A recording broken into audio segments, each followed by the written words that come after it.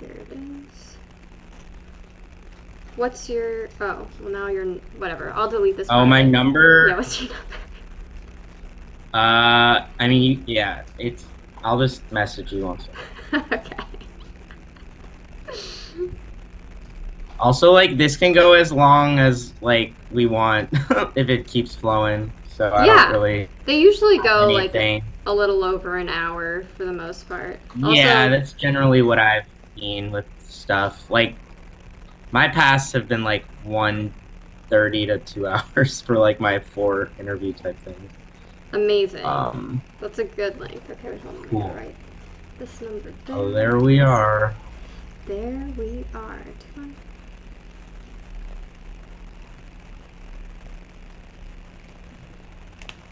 Oh, people can actually hear us.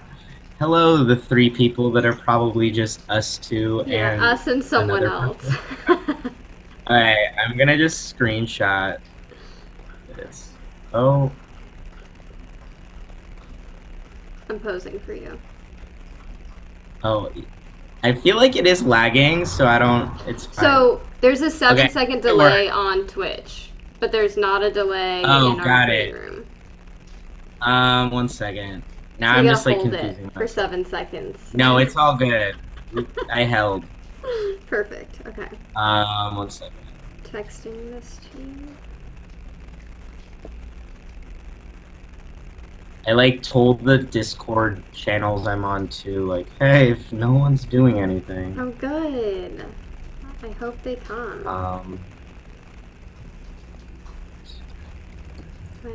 I'm gonna just like reshare on my socials. Yes, I'm going to post on Twitter right now. Oh, yours is definitely blurry, but we tried. That's okay. All that matters is that you look good. An attempt was made. Okay, so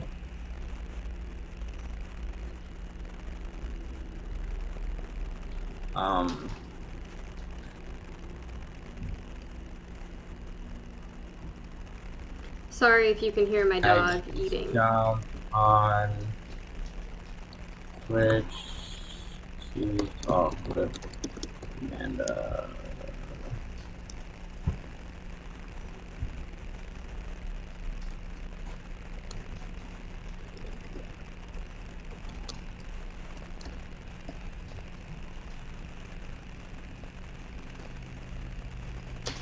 And we can also...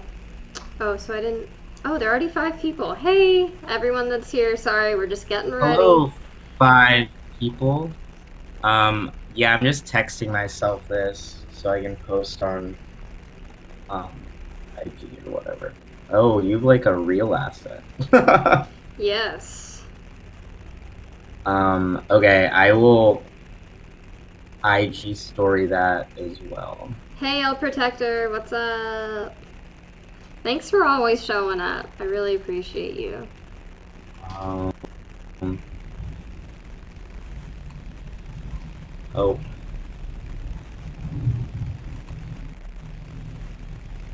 Oh, I think I can just share whatever you shared. Okay. Yeah, you can share. Okay, I'm gonna just do that. Sweet. I'm gonna make a normal post too. Hey, Dog Nuts. How's it going? Okay. Thanks everyone for being so prompt. Just joining Amanda. If you can hear Bill eating his kibble in the background, you're welcome for that ASMR.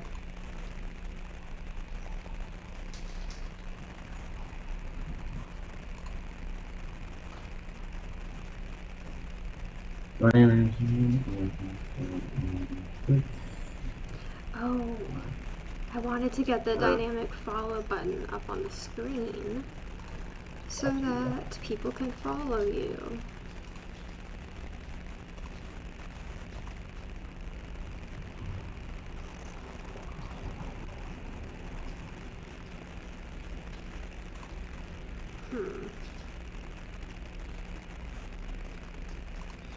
Cool beans. I posted Alright. places. Amazing. Well, we can get started a little early. There's this cool Yeah. extension feature that I wanted to use. Is there? Because I want to like not accidentally. Okay, so I'm gonna stick to looking at our chat thing and not the Twitch chat. Yes, do not look at the Twitch chat. It will throw you off. I won't. I'll be hurt. No. We are very delayed there. But if you stay in vMix, which is the software that I brought you into, I'm staying in the one that looks like it's on current time and not laggy. Perfect. Okay, cool. Also, since we're getting started, I'm just going to show you this. If there's anything that we want to pull up as like a reference, we have this screen here. Oh. So I can look up anything that you're talking about. We won't be able to hear it, but we can see it. That's cool. Look things up. Yeah, so don't hesitate to mention something that we need to pull up. Okay. All right. Let's officially get started. Everyone. Yeah.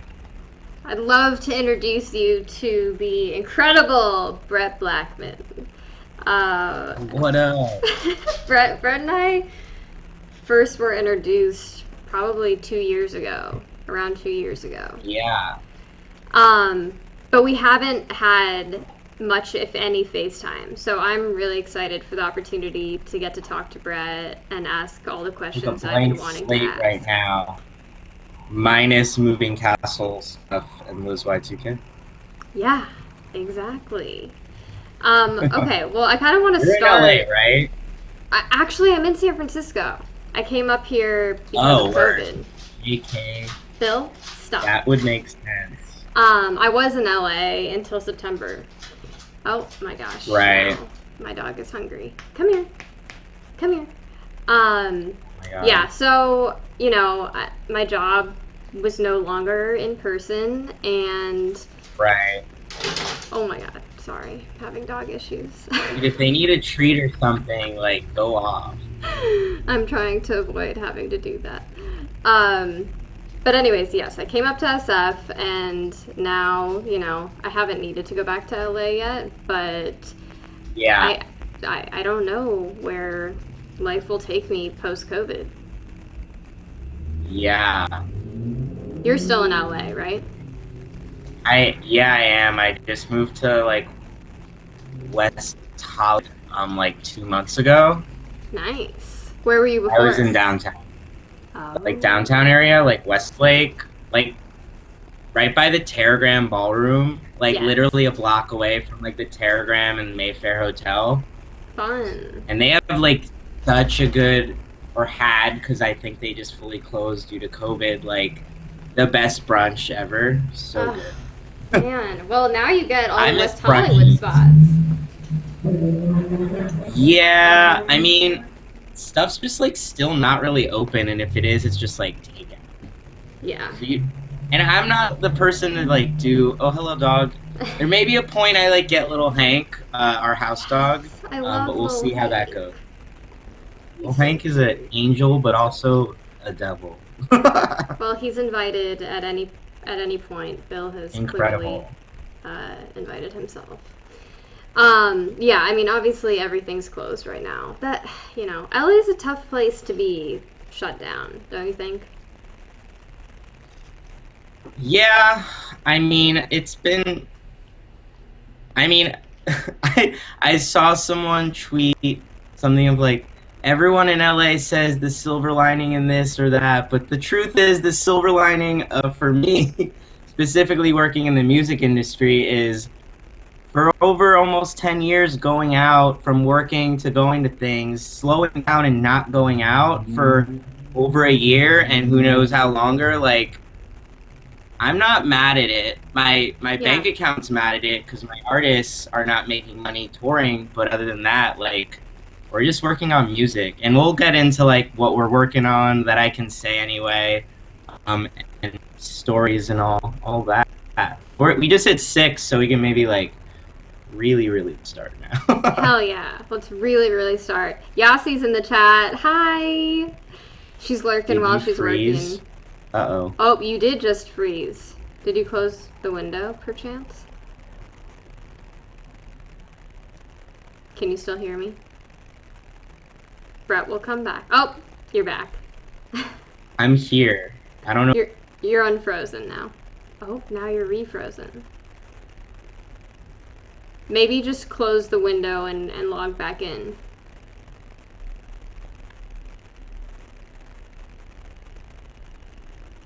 Just some minor technical fun. We all know how it is.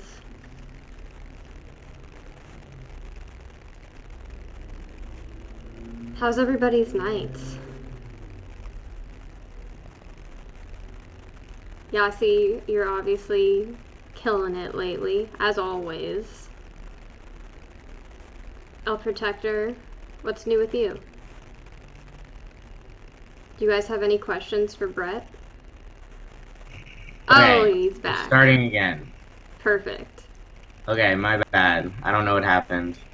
No worries. It can be a little complicated. But if that happens, just log back out and then you can come back. Yeah. I kind of just refreshed with the new link tab or whatever.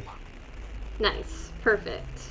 Well, Yasi is here. Ellis is here. Hey, Ellis. Wow. Yasi's working on her sets for tomorrow. I will be there. Let's go. Yasi. Yeah, everybody's here. Is the Brett Twitch crew gonna come through? Is Hotel Garuda gonna come through?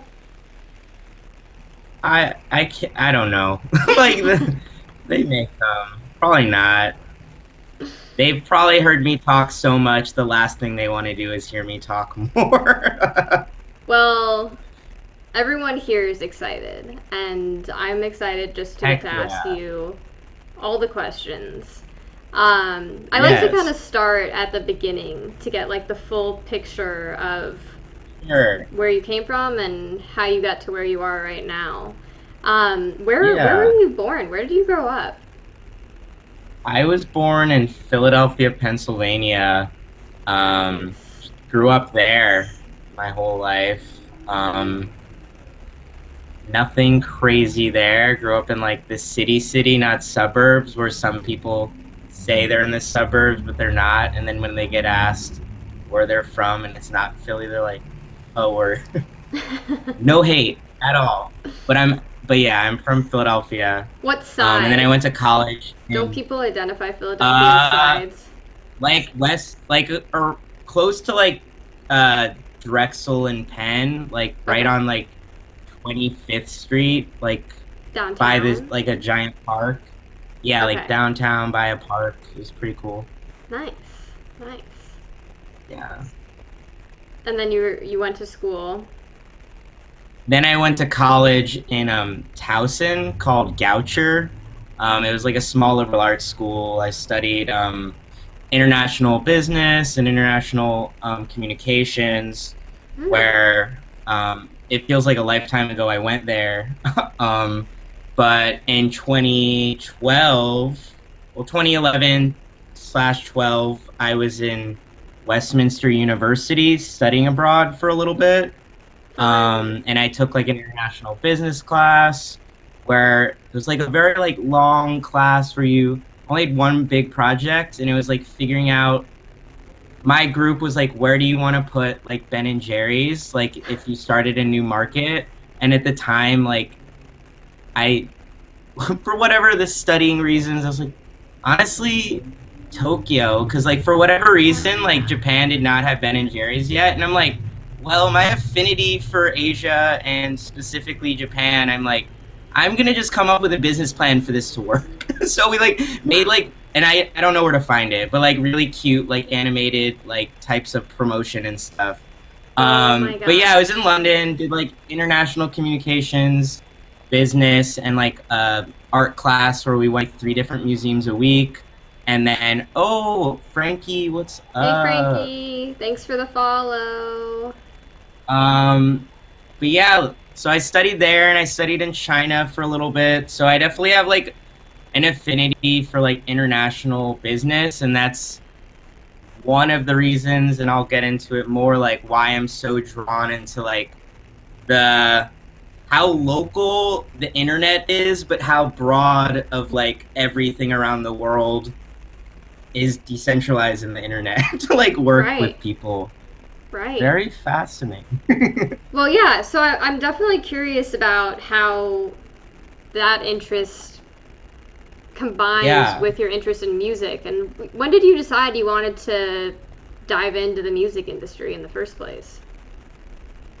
As Bob Ross says, it was a happy accident. Oh. So when I was in London, I there were like a bunch of kids in my flat, like apartment complex that were from the Philippines, and so they were like literally like blasting music, like EDM music, like Tiesto, Skrillex, Diplo, A Track. You say you know it, like Justice, Daft Punk, whatnot. I'm like, yo, did we just become best friends? And at the time, I was like really into electronic dance music. And we just like were in business class together, lived together, and they were like just teaching me everything that was cool in like Asia and like a lot of their friends. That's But awesome. we went out a lot, like Coco, XOYO, Fabric, Ministry of Sound, and like I just really like fell in love with the culture, especially in the UK.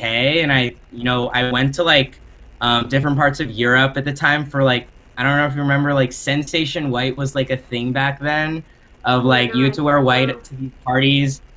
So I like went Wow. and traveled to a few of those, and there was this thing called like I Love Techno in Ghent in Belgium where I saw like Madian, Bloody Beetroots, Crookers, and like Yell, and like a lot of like the European and UK people at the Mhm. time. Um, and I just kept literally just like going out and just meeting cool people, and I'm like, how do I get involved in this? Like I really Yeah. like this. Like going out's one thing, but like learning how to like throw events or do clothing or like manage these artists that are like performing and like putting on an event where you get to like actually experience what you're watching. I was like, how do I do that? So at the time, I let's just say like I leave London, go back to college. I'm a junior at that point, and this kid Sandro, who we met while we were in London, introduced me to Manila Killa, who I currently work with. He's like, you should Mhm. talk to this guy Chris Gavino, Manila Killa. He's like just making like edits and mashups and stuff like that right now, but he's really talented and has an ear for whatnot. And he lives in Virginia and you're in Baltimore and you guys should meet. And I'm like, hell yeah, like totally. So I befriended him and like I was like blogging at the time and he was blogging and that guy Sandro was blogging. And basically I kind of just started just meeting people. I like interviewed a lot of people. I have Mm. really bad interviews, so don't look them up, guys. But like What was the one of the blog only good called? ones I liked was with Odessa. That was like Oh my really god. fire, like in Sick. 2013. Wow. But I just like kept meeting people when I would go out to events. And I also did an internship at Webster Hall. Shout out Webster Hall. And I just met like I was doing VIP guest promotions and I just kept like meeting artists and managers and publicists and like I was basically just like the admin between artist relations and VIP guest promotions, making sure people had like bottles and taken care of or drink tickets. So like let's just say I befriended a lot of people because I was giving a lot of free drinks away to these people, and they were all like, "Well, can we have your number if we want to come like again?" And like, "What do you is this is an internship, right?" Because they would ask a bunch of questions like, "Yeah," and I'm like finishing college. Um, but yeah, like one thing kind of led to another, and my summer of 2013, I graduated college. I was working with my family at their audiology company in Philadelphia, so like hearing aids and ear monitors. Oh, no way. What an And interesting connection.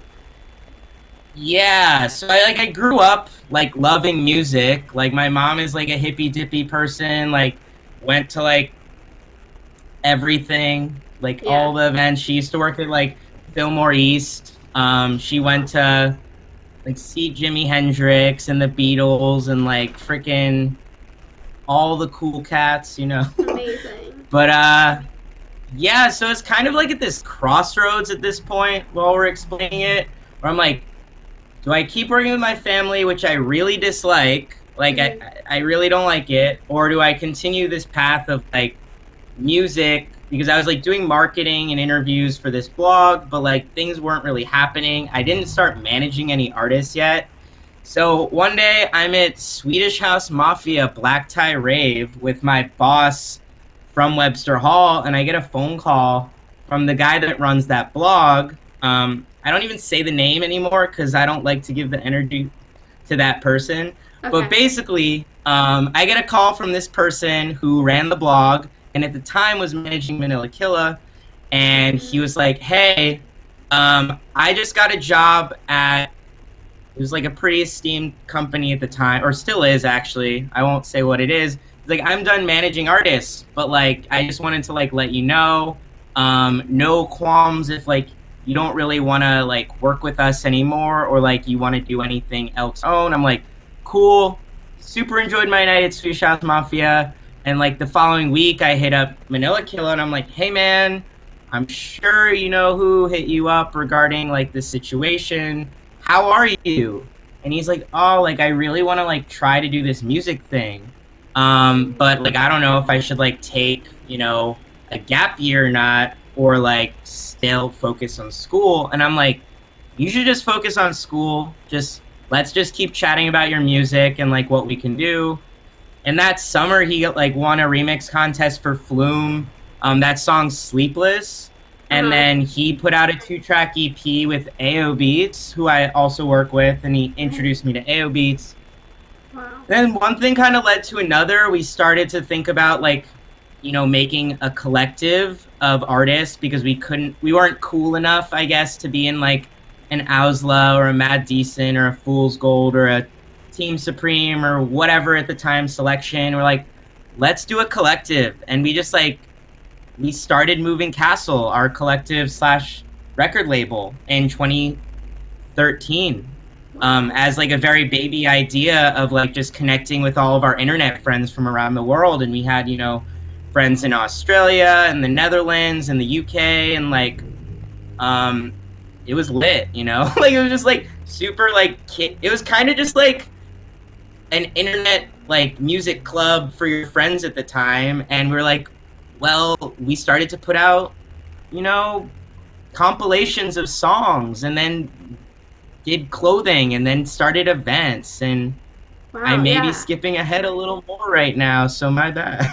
No. I mean, it's such a cool story, and I have so much respect for the fact that you all came together against all these like monster collectives, and we're just like, we're gonna do this our way. I love that energy, and I want to emulate that 100%.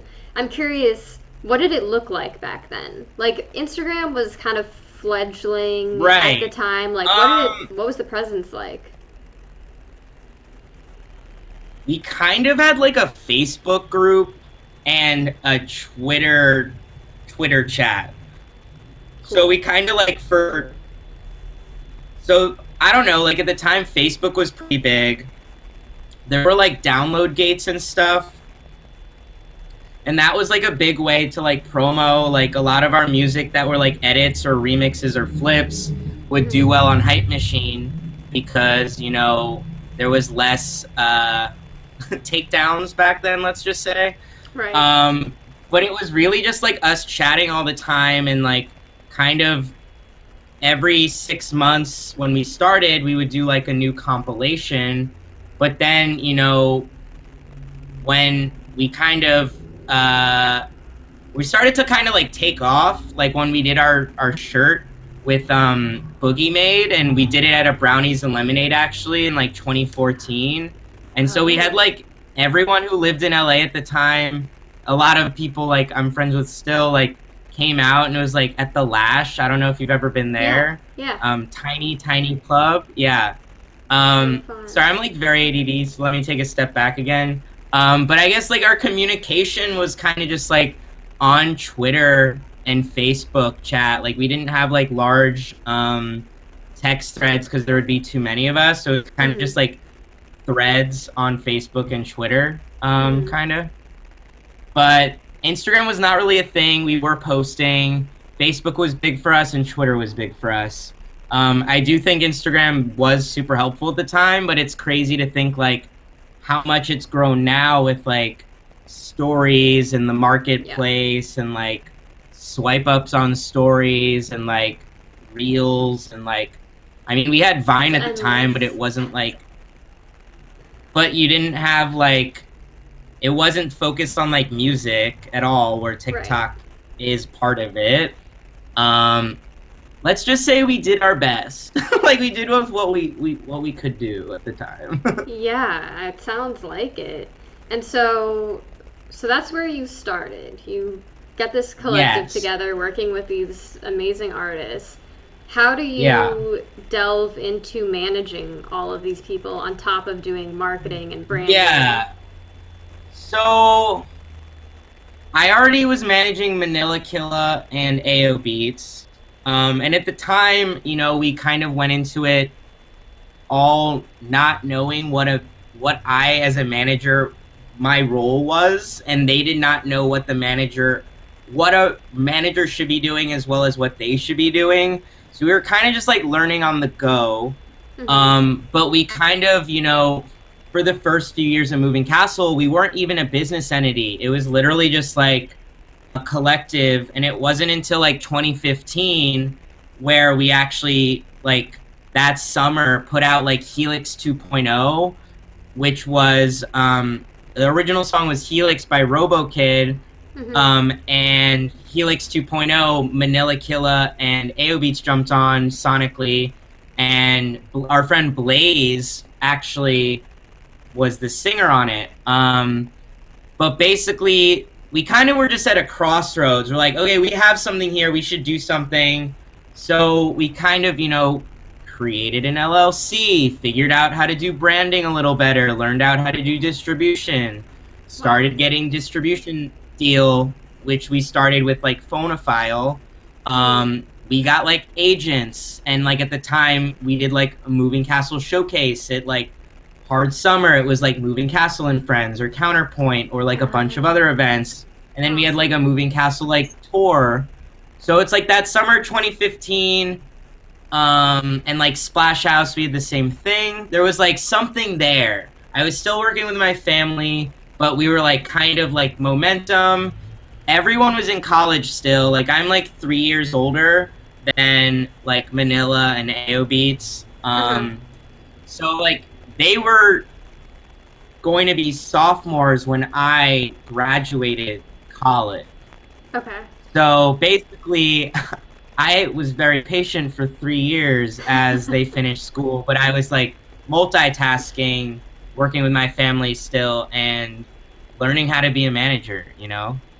Wow. Did you have any mentors or were you reading and just kind of learning as you went?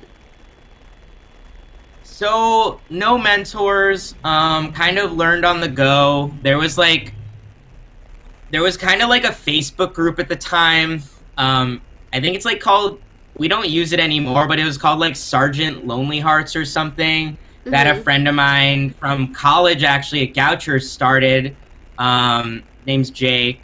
But basically, like him, Kat Bean, if you know her, she does like her interview series, and she writes at Spin and Oh, Billboard. cool. But then like a lot of other like music people like were part of it, like publicists, managers, and whatever. It was like it would be like right now being in like different Discord groups based on like what Mm-hmm. you're into, because like Facebook groups at this point are like don't work. Like Oh, sorry, no. No, sorry it's Facebook. Discord's where it's Like I at. mean, Discord is where yeah, it's at. Discord is what's up for sure.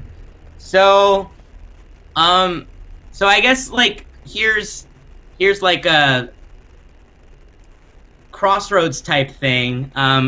Hotel Garuda, um, it was Manila Killa with this guy Asim. So Asim was a photographer at Occidental, and he asked me to like do photography for the blog that I was working at the time. And he was like, Mm. "Can I do photos for you?" So I actually have a really funny photo. I don't. I could probably pull it up.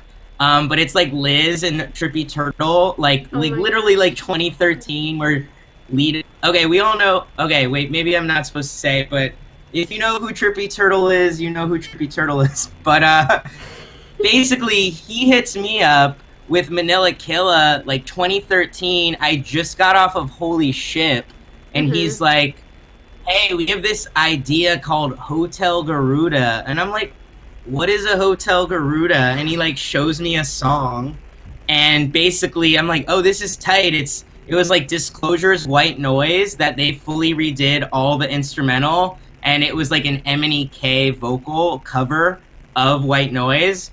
So like basically we ran and we're like, oh my God, we have to make social media like handles for every account, and like we like got a photo of them and put like the Disclosure face on both of them and like put the art out. And I posted it in this group, and Nick Garino, who runs This Song Is Sick, like a big blog to people watching that may not know, was like, can I upload this to our SoundCloud? And at the time, that was like a holy grail of anything, because like there were no reposts. They had like over 500,000 people on SoundCloud, and like within a night, we had like 10,000 followers on Facebook because we did like a download gate. It hit like #1 on Hype Machine, and like Thomas Jack hit us up, Kygo hit us up. Like people were like, who are these people? And we're like, we don't even know who we are. So that's a good question, my guys.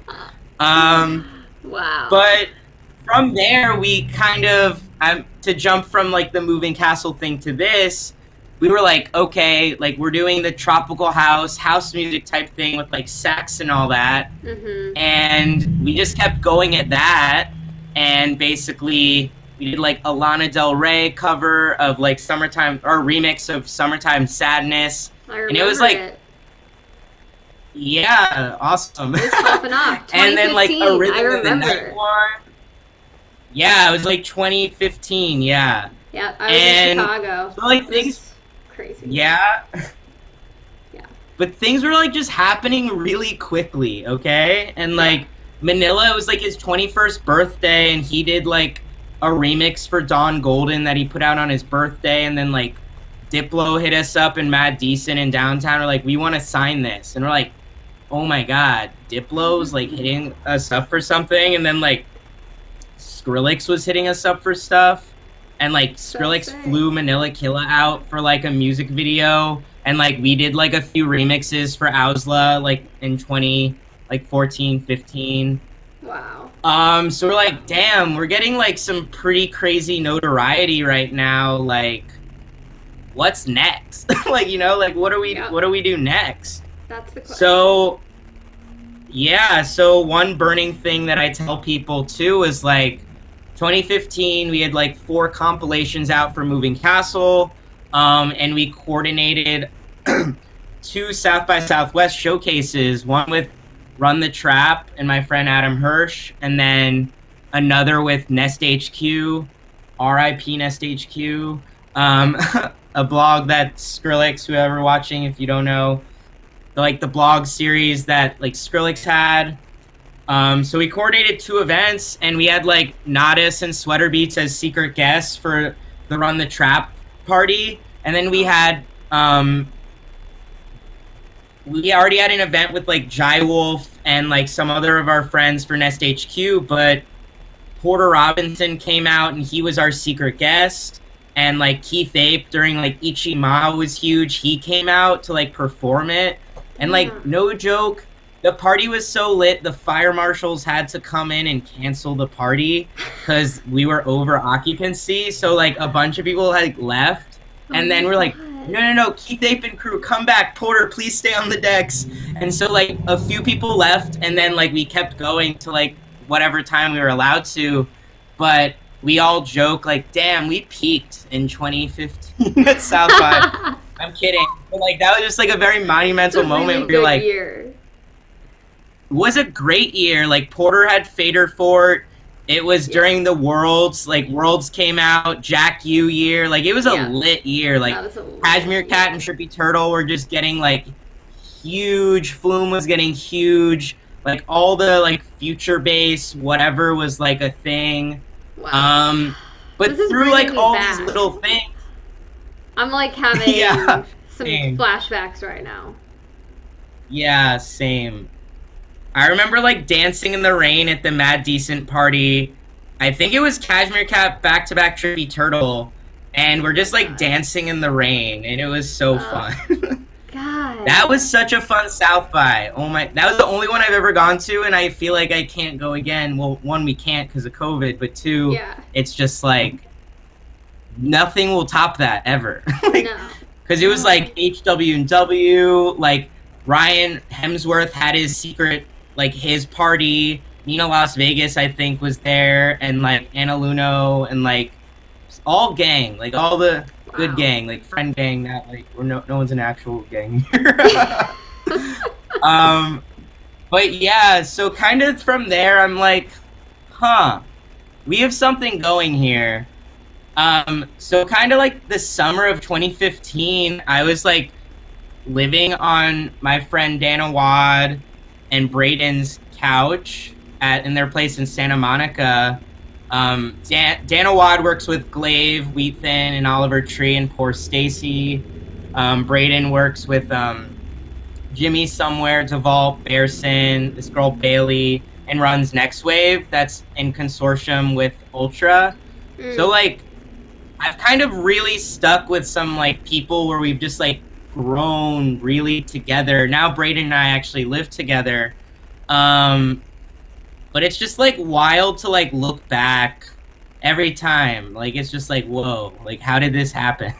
Yeah. Oh my gosh. I mean, what an So that's amazing like the time. beginning stuff. Yeah. Yeah. And that summer 2015 was like all those festivals and the tour stuff for Moving Castle. And we kind of, one of our first releases too was this guy Felix. Sorry, not Felix. That was his manager. Aliz, Alizz. Mm. And he's like big in Spain. He does a lot of stuff with like Portuguese and Spanish like rappers now. Cool. But at the time he was doing like future based stuff. Sorry, I got a little carried away. We can take a step back on No, that I one. love this. It's like it's a time machine, you know? It's I actually think it's really interesting, like what I wanted to bring up is how the music landscape and the music scene itself has changed. Because even though you're based in LA, you're working with artists all Yeah. over. Like you are not restricted to Yeah, LA. at the time, like Manila was in Virginia at school. Um, AO Beats was in school in Massachusetts, but then went to school in the UK. He went to Goldsmiths to get his master's in pop music. Like the same What? program as like PC Music and James Blake and like A.G. Oh, Cook and Daniela Harrell, James Blake, KDB.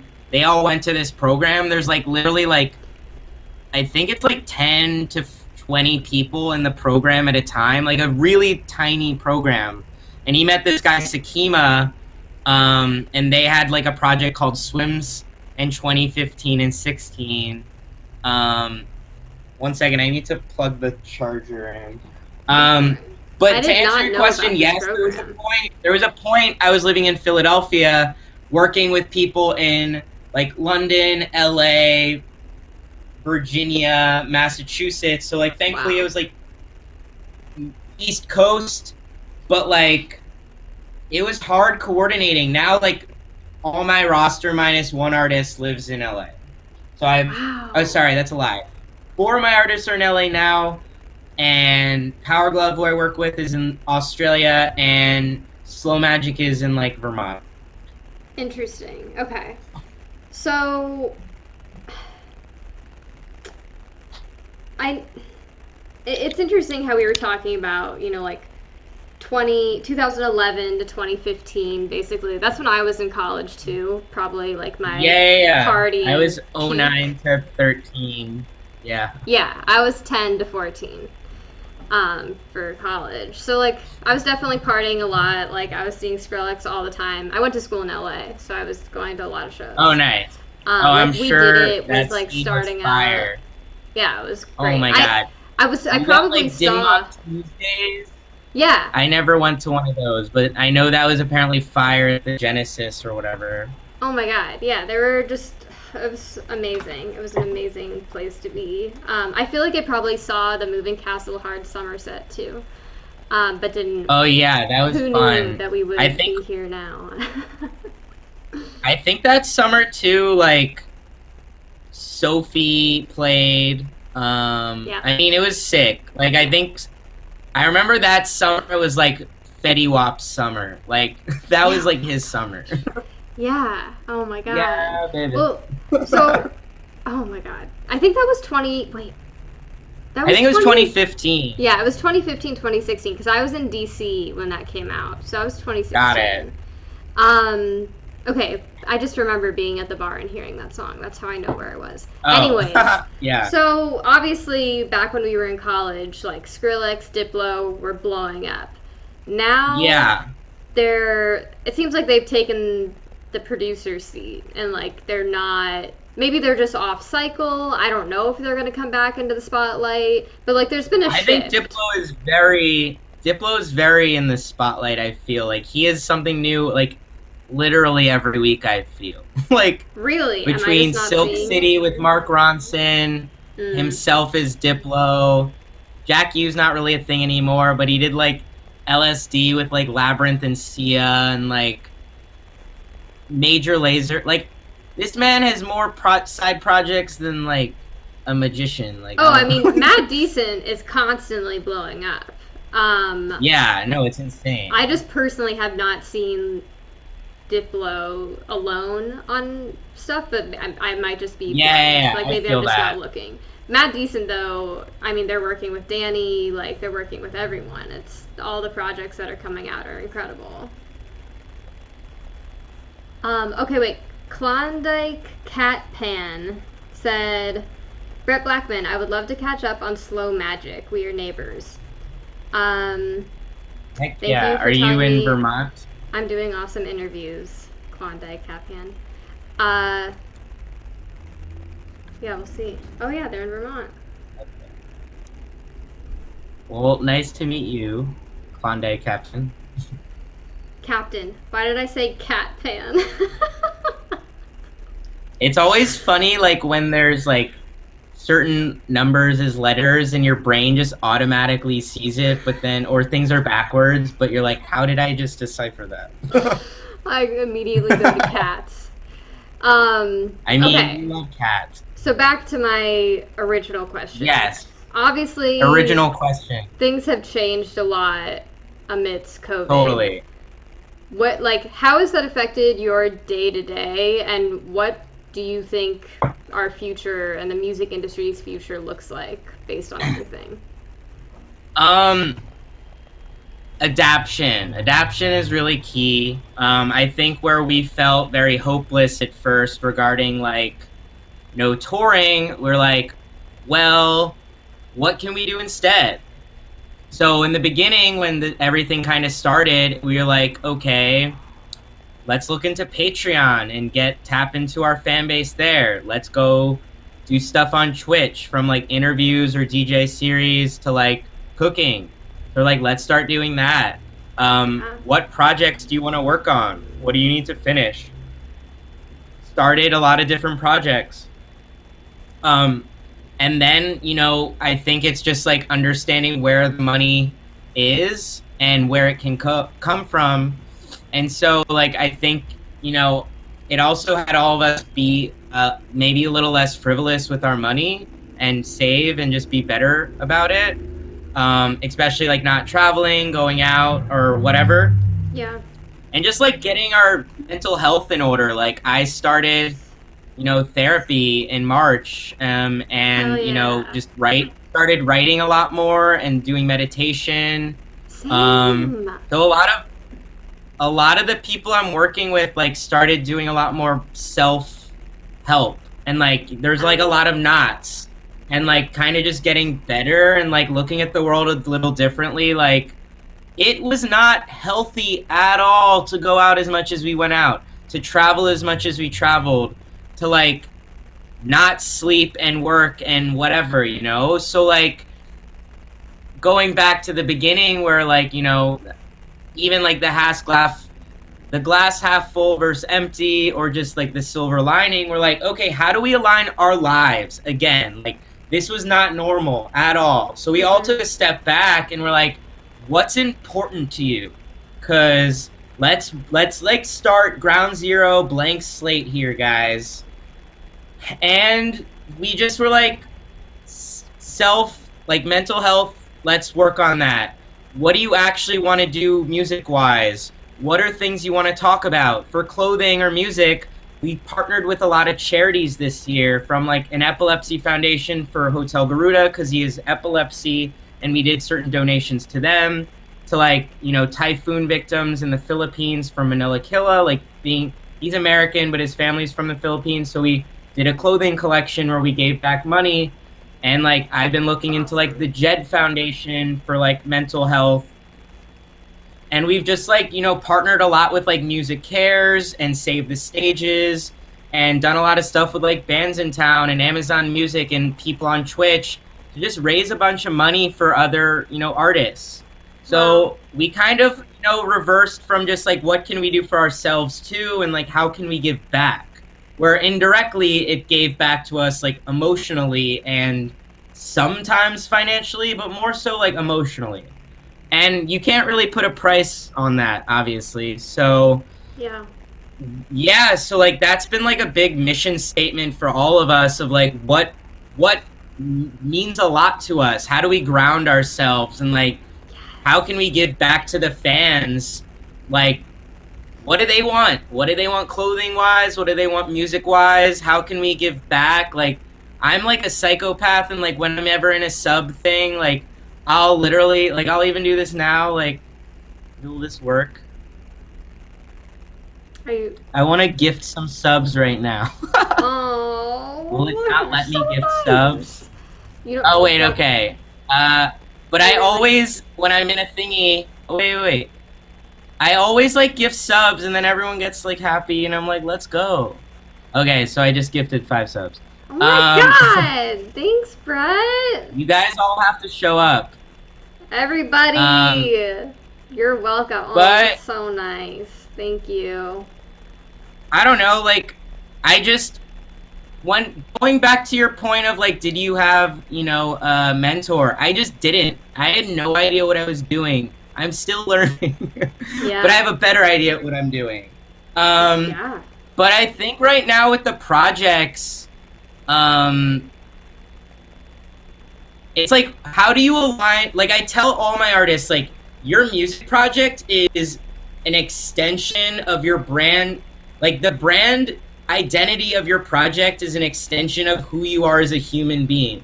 So it's like, how can you show what you're going through? What are things you like? How can you share these things?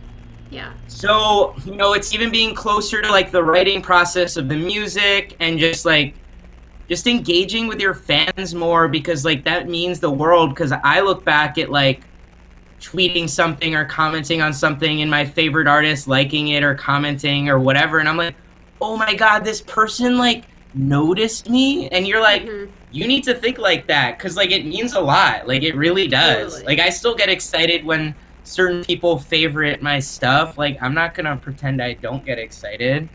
I am the same way. So we're like, you know, we're what? Literally almost a 1-year anniversary of the freaking COVID, and you're just like, well, at least going into this year, we know what it is, and it's just understanding like. Oh, thank you for another gifted sub, Klondike thank Captain. You for gifting. Getting the hype train going. Okay, sorry, keep going. The hype train is going. But I don't really know where I was going with that. But I guess just like knowing what your values are, and like how can you do more of that? Like how to share what your values are with being genuine and candid without it, like everything we're doing is like literally what we want to do. There's no like certain people doing it for the sake of like getting noticed or whatever, getting accepted or clout, whatever. Like no, we're literally doing all this stuff because we genuinely want to be doing it. And it So shows. That's what we're shows. doing. Yeah. I mean, that's how you And get it's real been fans. cool. Yeah, and it's been like very cool the last few years, just like working with our friends. Like we continue to work with our friends and knowing what they want to make and create, and like, you know, AO Beats is a really good producer, and you know, elevates someone of like knowing what they want to do, and is like works with Satika a lot, works with Mark Johns, works with Liz Y2K, works with Young Skirt, and it's based on like what said artist wants to do with us more so than what we want to do with them. Mm-hmm. And similarly, that kind of happened with Manila Killa last year and this year. We're like, he's already announced it places, like he's working on his debut album, and Wow. you know, to kind of facilitate that, but also what we're putting out, he's done like a few collabs with like artists that we've signed, you know, like Juan and Slow Magic, and like he has a collab with Juku, and you know, we're working with like artists and managers that we're friends with that just like our what we think and like how we do marketing plans and like just how we're working. I don't know. Sorry, I was responding to Protector. All good. No, I mean, it's really exciting stuff, and like you're always on the forefront of it, which is why I love that we can be friends and I get to follow your journey and help where I can, obviously. I mean, you're such an inspiration to a lot of people. Hey, Dash 30 Music, what's up? Thanks everyone for being so engaged. I like still, it's hard to like get compliments still for anything I do, but I'm like, learn to accept them. Yes. I'm like, okay. Yes. Also, it's like the Michael Cera. It's the Michael Cera gif, but like from Juno, where it's like, did you try hard? It's like, I try really hard, actually. Like that's my like go-to like response gif. It shows in the best way. I have a lot of questions, but I'm trying to stay like in sequential order, I guess. So can you tell us about URL2IRL? Sure. So it indirectly started like 2014 or 15, where it was just an idea of my management company. And I don't know if you or anyone here is a fan of like Chadwick Mack. He does a lot of animation stuff. He works with like Keizo and J Balvin and Nightmare Slander and some people. Wait, I want to look him up. What's his name? Chadwick Mack. Should I pull it up on screen? We're gonna pull it up. Yeah. It's Chadwick and then M-A-K. Oh, I spelled it wrong. That's all good.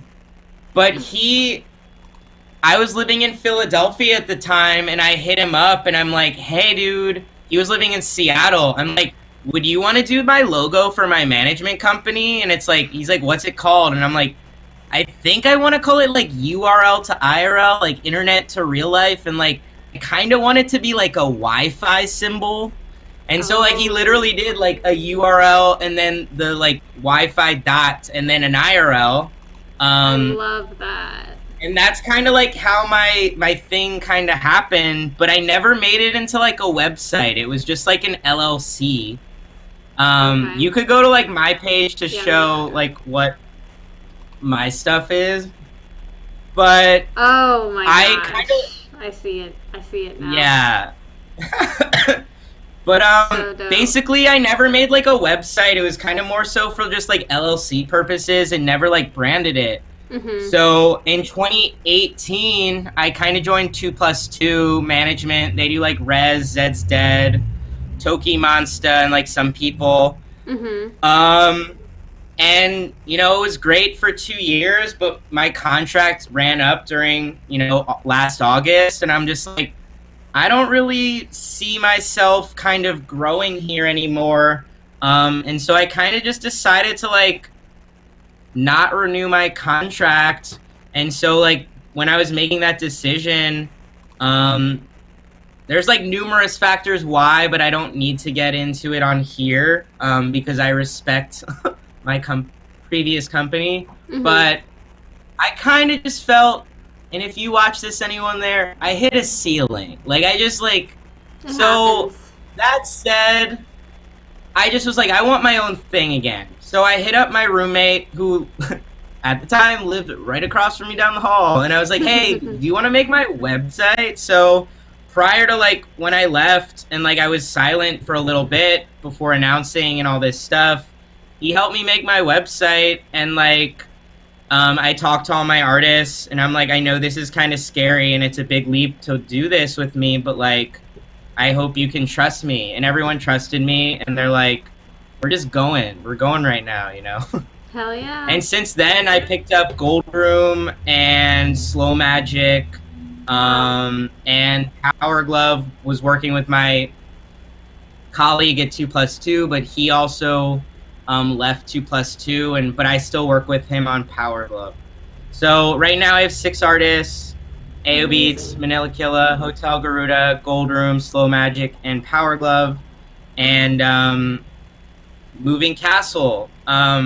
And I think without like touring right now, everything is very manageable because I'm not having to like advance a billion shows or do the marketing or deal like post in the Facebook groups or Songkick or Bands Town or like what have you. So we're just kind of like restarting and just like focusing on fan development and like our music and like kind of ideal. Where everyone wants to be. Yeah. And someone asked me the other day, like, do you think moving or URL2IRL will just be like music management? And I'm like, honestly, I mean, you're the first person I'm telling this like aloud, but like I've talked to people where I'm like, I kind of wouldn't mind start talking to like esports people or like creatives, because like Twitch is really huge, obviously, and NFTs are crazy, and I'm just like, why limit myself to working with just certain people? Because a lot of people, they're really good at what they do, but they're not understanding of the negotiation or the time management thing or whatnot. So like just throwing that out in the universe, because I have some calls this week with some people, and like, that's exciting. So my first thing that I was ever like really into was Magic the Gathering, this card game. And I was like a professional for a quite like from you were 14 to like 18, and I traveled the world. I have a lot of friends who are like huge in esports, like in the leagues on Magic. And one of my friends, Seth Manfield, and I played tennis together in college, and now he's in the Hall of Fame because he decided to go to do Magic, where like I decided to do music. And I joke, I'm like, I kicked your ass all the time, but then you like really honed in and just went for it. Wow. Oh my gosh, that's so I have a very fun competitive spirit, let's just say. Yeah, no kidding. Oh my gosh, that is some knowledge. You just dropped some knowledge there. I had no idea you had that background. I think it's brilliant that you want to expand outside of music. And I want to sort of talk tech. I want to talk social. Yeah, please. Get your insight. Do you have a favorite social platform? I guess personally, but then also for your clients. Like, where do you have the most success, or what do you think has the most potential? I love Twitter and Instagram. I like them for different reasons. I've like recently been getting more into like design and photography Twitter, which I was already into the Instagram, but I'm just like, it's just so visually appealing. Like my eyes are just like, thank you for making art. But I would say Instagram is really good. I think just swipe ups are so sick. Like I think having the story mode there, I've not tried story mode on Twitter yet or Facebook really, unless like it automatically goes to your Instagram story to your Facebook story. But I do think like Twitter and Instagram are great for like social, but I think like YouTube and Twitch and Discord and Patreon are the best for like community. And I do think Facebook Facebook fan groups are good, but like I just think it's understanding what you want to get out of each platform, you know? Mhm. Like my friend, this guy Noah Yu for Pitchfork, he works at Pitchfork, he tweeted like, Twitter's such a nice medium of just like appreciating text, minus Yeah. like obviously like, you know, articles or whatever. Because recently, and I mean, it's not a recent thing, but just seeing I learn more by tweet threads where they're like one of X where they reply to all this, and I love that you can respond to yourself now in a Mhm. thread, and this hasn't been that long where like you you get to see it all in one thing and it's not scattered, and you're like, oh, thank you for like giving us your, you know, 10 points of view for this in real time versus certain articles, which I'm not going to knock any articles, like I think those are great mediums too, but like I think if you learn how to use your voice properly or brand whatever on Mhm. these different platforms, you know, you meet like-minded people everywhere. You know, from Totally. favoriting and replying to people. Like I've befriended so many cool like photographers and artists and creatives and just people and everything. And I think you can only do that on Twitter and Instagram because Yeah. like LinkedIn is like a thing, but like I've not really connected with people. Like I think if you're in entertainment, like Twitter and Instagram, if you're like more of a creative person, and I'm a very creative person, Me that's too. like my stuff. Yeah. Um, I but I totally think every agree. artist has their own like what they would say. But everyone would say Twitter and Instagram are like their stuff. Yeah, I mean, Twitter and Instagram provide a unique opportunity to find people that have similar interests to you in a way that Yeah. it would be so much more difficult in the real world. And I think that there's so much value in internet friends. And I wish I had started making them sooner. Yeah. I Obviously, think it's COVID funny has where been like great for that. yeah. It's funny when you're like younger and they're like, don't make friends with people on the internet. I'm like, now all my friends are from the internet and I don't even know real people. Like, Yeah. or like you have the friends you made on the internet. Like, so when I played Magic, like, so this was like obviously pre like any like Facebook was not really a thing, Instagram was not a thing, Twitter wasn't even out. We would literally talk to each other on like freaking AOL Instant Messenger or like Yep. MySpace, and like we would have like chat rooms on platform of this thing like MTGO, Magic the Gathering Online, where you would have like, you know, clans or groups of your friends in like you would win like packs or points or whatever. So like I learned my camaraderie-ness of like growing and honing in on like, you know, at the time like the best deck or strategy for now, like what's the best way to apply our knowledge for like making records and A&Ring records or marketing records or like Yeah. promotion with each other, you know? Yeah. So it all kind of just comes together full circle with like whatever you learn. And I played tennis in college too in D3. So like there was a lot of like learning Mhm. to be camaraderie and like Yeah. drills and like whatnot. It's really Um, important to to necessary skill if you want to be successful. I think also just being a nice person, um, You just know, the it's basics. funny where like you grow up and you're like, hear the term nice guys finish last, and I'm like, screw that. I've made Yeah, so many friends, and certain people like I'm literally only quoting someone else, but people like tell me like I'm one of the nicest like managers in electronic dance music. I'm like, I'll take that. Like I that try is to a be nice, compliment. You should get a whatever. trophy. I think. I mean, Like that's the highest compliment for for my me. for my birthday last year, like I just turned 30, I Happy offered birthday. 30 one-on-one 30-minute sessions to people if they were manager, artists, whatever, just to talk. And I That's ended up doing so like cool. 40 of them. And it was a lot of work, but it was really nice like hearing everyone's like story and like where they're at. And like what's funny is That's like at amazing. least 3 of them I've become like closer friends with because they were like kind of friendly but didn't really know. Like we followed each other on socials, but then Yeah. like you learn like what their passions are, and like I have this thing where I'm like, when you talk and like the light like goes off in your eyes when you talk Yeah. about stuff you're passionate about, you're like, that's my shit. Like talking about this shit. That's so Yeah. cool. I wish I So, had known about uh, that. I would have signed up for one, but I guess I'm getting a very well, special you one right can now. do a separate one that's just for you I instead of mean, whatever this is. yes, I'm totally down, but I We'll also do feel like that. this is like I don't know, this is even better. This is amazing. But I Different. personally, Because the other ones were for them, you know, strictly for them of yeah, like where they're at and how you want to like navigate their brand and like how to do rollouts and do marketing stuff and like, right. you know, like a lot of the questions sometimes are like, what's a right rollout? Like, when do you know when Mm, to find a manager or to sign up for a record label? And mm, my thing every time is like, they're going to find you first. Second, interesting. it's like, who is your network? Do Yeah. you know, have a friend that's a graphic designer or photographer, videographer? Your answer is yeah. Work with them. Yeah. Do you have other people that produce or write or top line, whatever?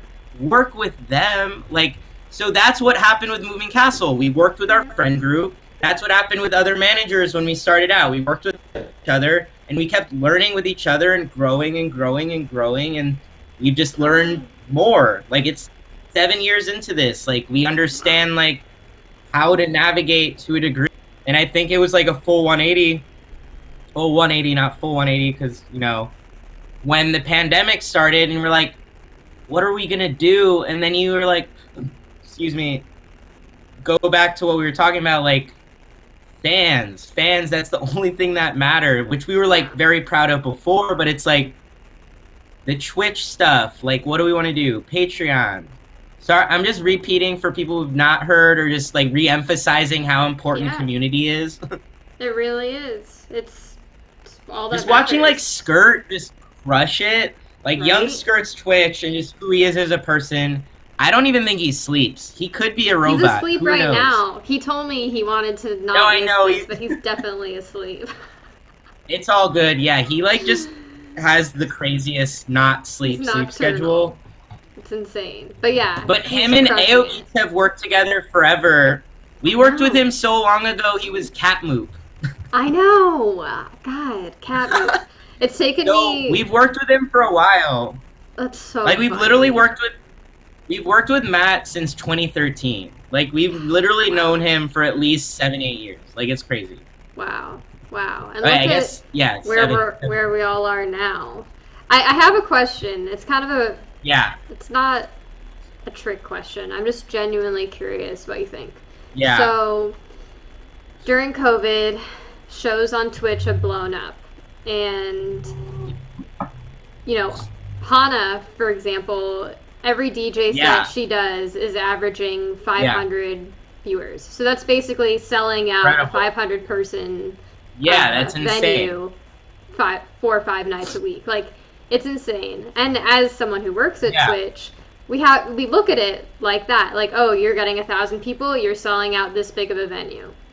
And yeah, so the fact that everything is online is allowing people to view from all over the world. If those shows were just yeah. happening in LA, they would probably, I mean, who knows how big they would be, but realistically, maybe smaller because less people would have access. So, what I keep thinking Right. about is when things go back to IRL, Yeah. will shows have a virtual component so that people who would like to be there can still participate? Because, obviously the I amount of Twitch shows are going to go down probably. Yeah, so my thought on that is I remember when Porter had Second Sky prior Mhm. to Secret Sky this Mhm. online last year.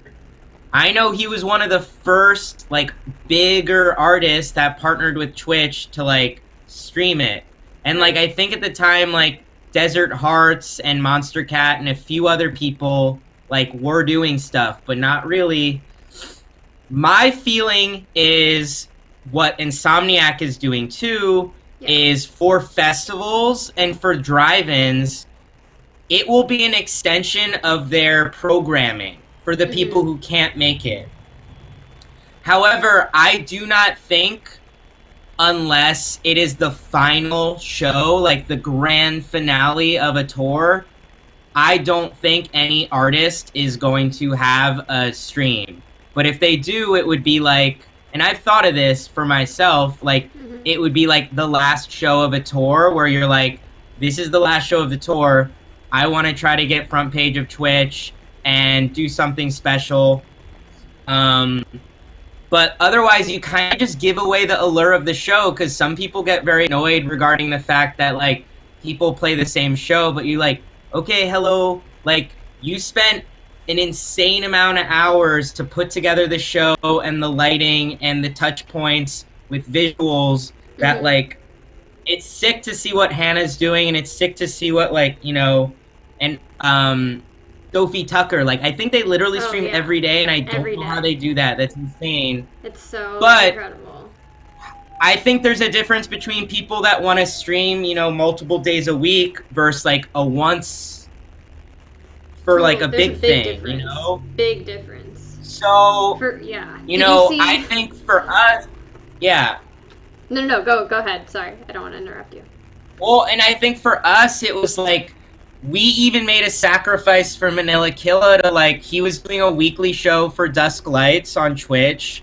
And, you know, when we got to, like, the 10th episode, I reached out to get front page. And, like, for his birthday, I reached out to get front page. And for the last episode for front page, as well as, sorry, it was for his birthday and the last episode we got front page. And then for the LA Gives Back with iHeart Comics and Brownies, we got front page, and it was at 3:30 in the morning or 3:50. And at first we were like, I don't know about that time, but then you're like, well, we're on vacation, and, like, why would you not want to be in front of 15,000 people where, like, you're gonna upload it to YouTube after the fact for other people to see it. So it's like, I think there's, like, for all these things, like, what's the opportunity cost, and are you losing by doing certain things so much, you know? Totally. Like, I mean, that's just a big thing to think about, because, like, yeah, so, like, that's my kind of 2 cents on stuff, but, like, I think it's kind of equivalent to, like, when EDC Las Vegas or, like, you know, Ultra or some of these Tomorrowland or other festivals are, like, they put you on the front page of their YouTube or website, but, like, weren't really using Twitch at the time. But now, like, Twitch is just such a staple where you're like, okay, you then have to figure out, like, I want to be on the, like, front page or, like, part of their promotion of said thing. And you may have to, like, you know, give up certain, like, set times potentially to gain in the long run for some of these things. Definitely. But did you see but it's crazy, like, show at the Grand Canyon? Which one? The one in the Grand Canyon? Yeah, that Vanya put on. Yeah, I remember that. That was crazy. My friend Peter Don recorded that. Really? Don's Lens. He does stuff with, like, Halsey and Slander and Alice in Wonderland, and he actually just randomly did something with The Weeknd too. Like, he's the GOAT. He actually dates Valerie Lee, who just joined Twitch. No way. On the music team? Music team, yeah. I think she's doing artist relation partnerships or some sort. Oh, that's awesome. Yeah. I'll have to introduce myself. Go. Yeah, please. And, yeah, ask internally, or I'll just put you guys in touch. Yeah, that would be great. Thank you. Yeah, I think, you know, like, going back to that, though, yeah, no artist is going to be, like, first night of tour, like, I want to stream this, because then you give away, like, all the special edits and, like, visual stuff, like, so, yeah, you just, maybe if it's, like, a random DJ set, like, I don't know, like, it depends, like, what you want to get out of it, you know, like, that's what I think. Yeah, but, no, that makes a lot of sense. Now that I think about revealing all the secrets, it doesn't make a ton of sense to do that. But I feel like people currently who made a really good change have been, like, Toki Monsto with, like, Lost Resort and having Soul Clap, and Valerie Lee has a show there. Derp Dirty Bird crushes it. They just have constant people playing. Anjuna, Armada, Yeah. like I think a lot of the house music labels really understand. Like Deadbeats is crushing it. Sable Valley's doing a great job. Um, and for me as Moving Castle, I thought of doing more content, but our business model is more on only creating music right now and not really balancing doing a lot of streaming and that, because it's a whole other job to like come up with the content calendars and like getting everyone, and I'm like, it's just not something that we're like capable of doing currently. Well, if you But need someone to help, just let me know. yes, I know there is a person I know, and her name is you. um. Okay, I have 2 more questions. We've already been going for an hour and 15 minutes, but whatever. Yeah, fire. As long as I these are kind of big. As long as you have questions. Okay. Big question number 1. Dream collabs or dream artists that you'd want to work with, and this doesn't have to be restricted to music, because this can be your dream artists on URL2IRL that you're working with. All of the above. Yeah. I think for me, it's seeing like the really classic people in their best form. So like, I believe his name. I mean, David LaChapelle, like who's the like most iconic photographer, and he just did a crazy shoot for like Dua Lipa, and has done stuff with Travis Scott. So I think like he's like one of the biggest people in the photography world, and I think that would be really cool. Eventually, Pete Tong for an Essential mix would be like the most iconic thing, and like getting like hottest record in the world with like Annie Mac would be really cool. I think it would be really cool to work with like Murakami on like a sculpture or like a clothing or video collab, like Cause on a physical like collab of some sort. But it's cool because like some of these graphic designer people that like I'm just friends with and we've done stuff over the years, like some Hoodlum or Chadwick Mack or like Yasi was here in the beginning. I don't know if she's still here, but like she's done so many photos with us over the years, like Manila Killa press photos, Hotel Garuda press photos, Gold Room press photos, and like I think it's like working with the same people you just like really respect and like really enjoy working with. So like working with Yasi more, I love her. Working more with Peter Dons. Yeah. But I don't know, like I joked about it, and I don't know if it's more so like a person, but more like an idea. Like I really personally, and I'm just throwing it on the internet and I've tweeted about it, like I think it'd be very cool to do like a coffee table book that kind of, encapsulates everything from the journey from the last 7-8 years, and getting pictures of in the studio and online, even like screenshots of like texts and tweets and whatever. I love this idea. I think it'd be very cool to like score a movie. Like I loved what Porter did with Maddie on like Shelter, like teaming up with like a really cool animation studio. Like one big thing right now is like just doing research on like different animation from like anime to like just regular animation, and like just kind of getting inspiration. So I think it's less so like who with some of that, but more so like how do we do this, and like doing something with National Geographic or like someone that does stuff with like Wanderlust. For 3 years. Oh, I actually saw that in your bio. Yeah. We should talk about that. But like, I don't know if you saw, like James Blake did a really cool thing for one of his songs like last year, where like National Geographic gave him like unreleased footage, and he didn't like score it. It went to like a song, but he helped work with them about like creating this story arc, and the story arc was so hilarious. It was about like this bird who was like trying to like flirt with this other bird, and like it was like the whole thing of like how birds like ruffle like do their feathers to like attract mates, and like he scored it and it was so funny. Oh my god. You should watch that if you've not. I have not seen it. I didn't know. That's hilarious. But I don't know, like I think just I just want to do so many things, and then like I think there's personal goals that I have, and then there's my artists have. Like I would like to, and I'll throw it out there too. Like start some sort of like nonprofit for like aspiring artists. Yes. Not only to like mentorship, but get some sort of like financial stipend, Mm-hmm. to like go, to one of these music schools or like be shadowed and like understand certain things. But yeah, like I mean, I have notebooks and notes on stuff that I want to do or people I want to work with. But another thing would be like jokes on World Trolls World Tour, but like something like that where you could do like a sick animated thing, or like how like Yeah. and like have certain artists like voice act, but also make the music and perform, or like Yes. like in Tron, like there's a segment with like literally like Daft Punk DJing and like the one of the areas, and then like Diplo and Pokemon.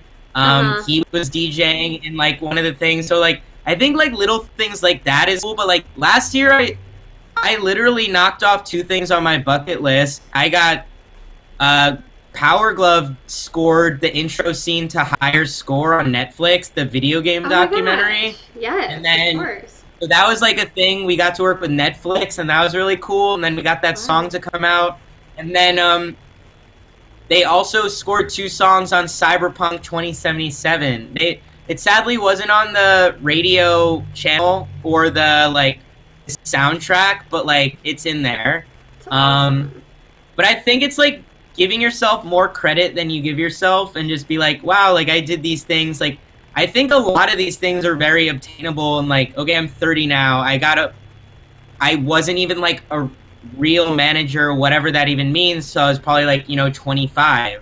So like knowing what I know and what's capable, like I would love to do something with a full on orchestra, like, but and it's like, there's all these things where I'm like, there, it's there. It's literally like Yes. right there.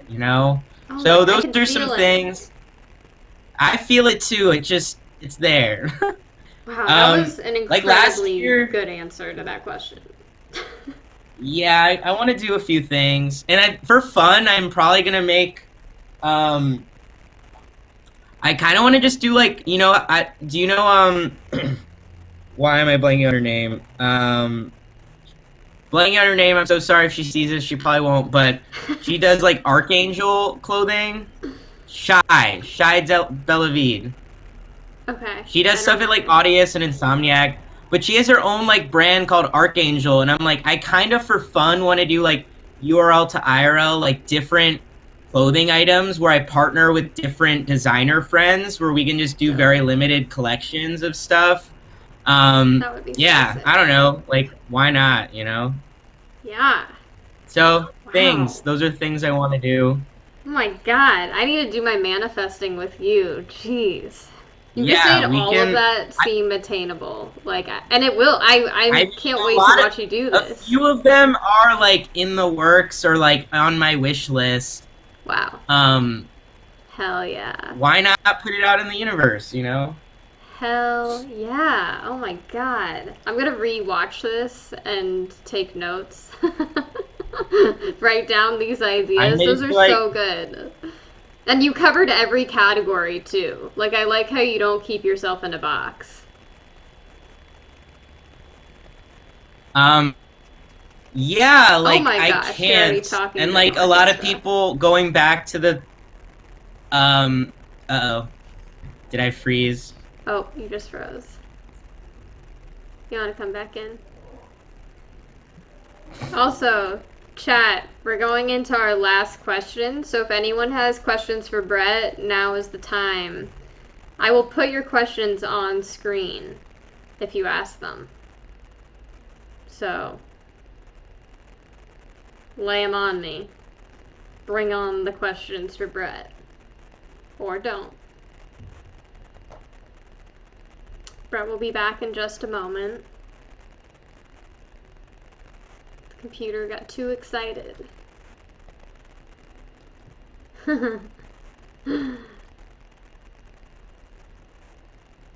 This has been such a fun interview. You got nothing? That's okay.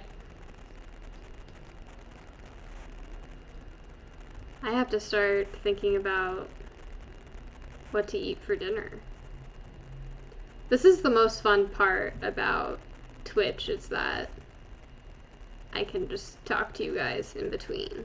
Oops, I got a text from Brett. My bad. Oh, you're back. I don't know what happened.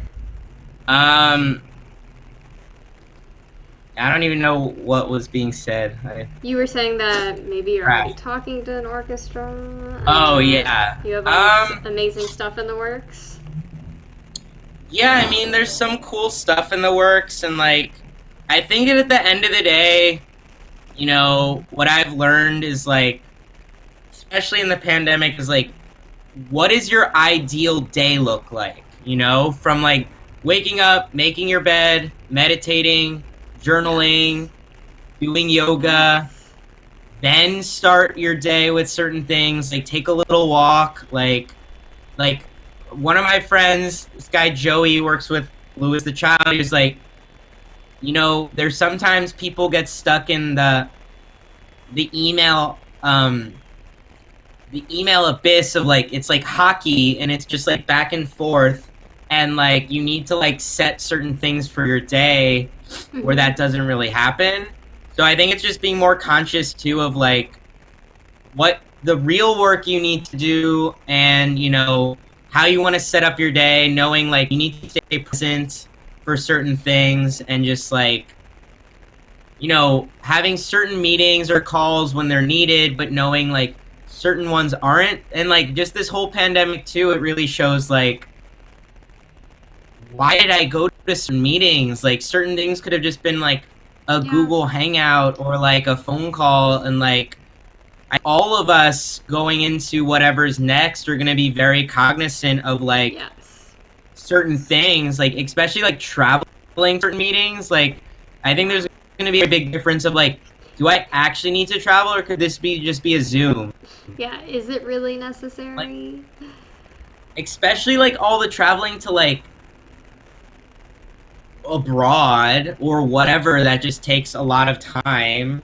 Yeah. So like, I don't know, I think we're all kind of just like rebooting per se, and just like understanding like this is how I want to go about life at this point. I completely agree. If you ever want to talk meditation, I meditate daily.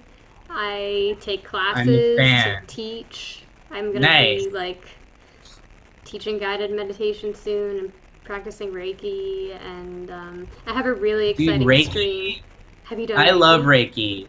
Me too. Yeah, my college randomly offered it for free like once a month, so I always did it. Oh, it's changed my life. It's amazing.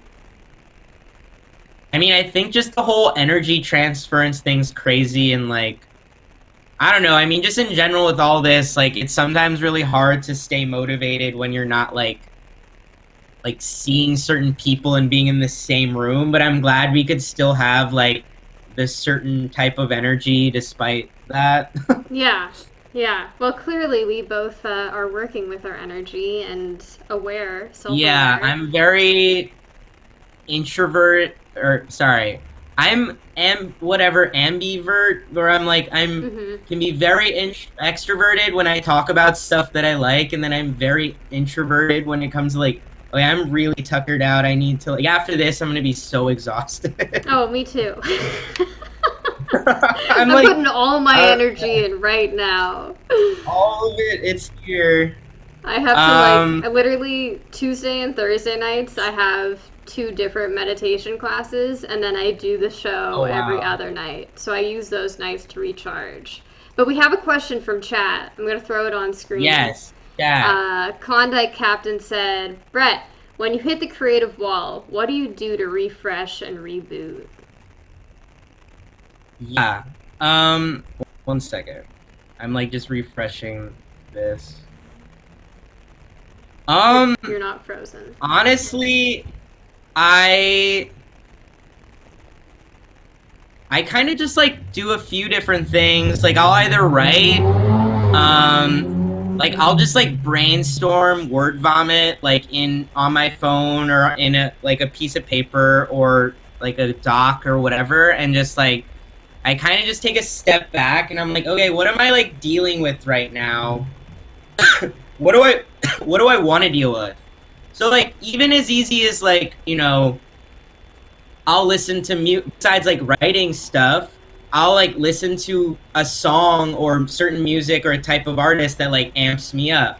Like I'll, you know, I'll go on like Pinterest or like Twitter or Instagram, like a certain type of hashtag of like photography or whatnot, and just be like get really inspired again. Like I'll just be like, oh my god, like I just get sucked into like, you know, certain kind of like nighttime photography or certain like NFT stuff right now, and just like look at what people are doing or saying, and just like, you know, getting excited, you know. And one big thing I did too, it was less so more of like training myself of like research less than like hitting a blockade, was like I had an intern work with me last year where like every week or every other week I would pick 5 artists that I really like, and we would go on their Instagram, Twitter, Facebook, or whatever else, and look at how they did like rollouts, and we would just get really excited, like, oh, like this is the content that they're coming out with, and like I like this, or I don't really know about that, or this could work for us, or like I see why they did that. And so like that was like a really fun exercise of just like,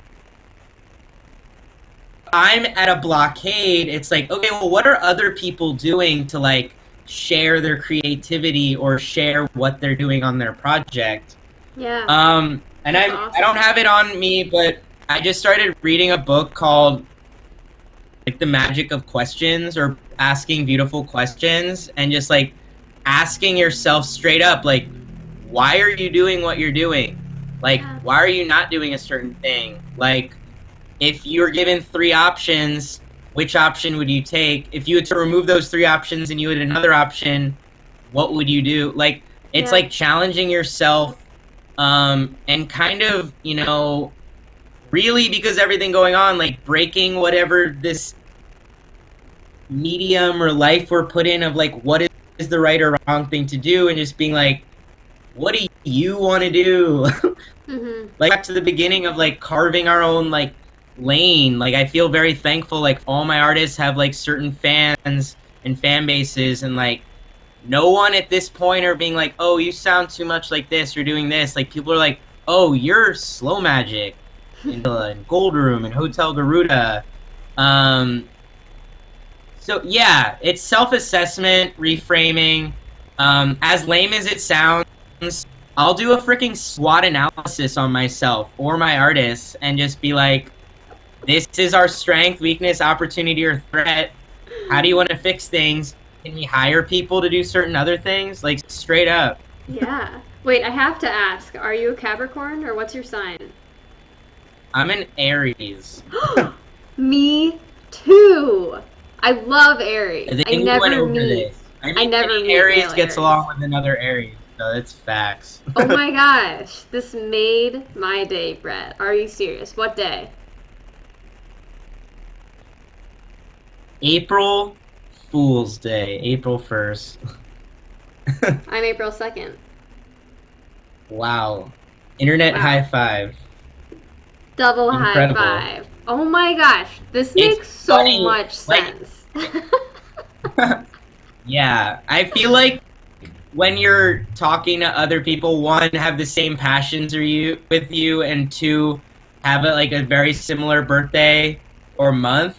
Yeah. You just automatically, you're like, oh, I know. This is real.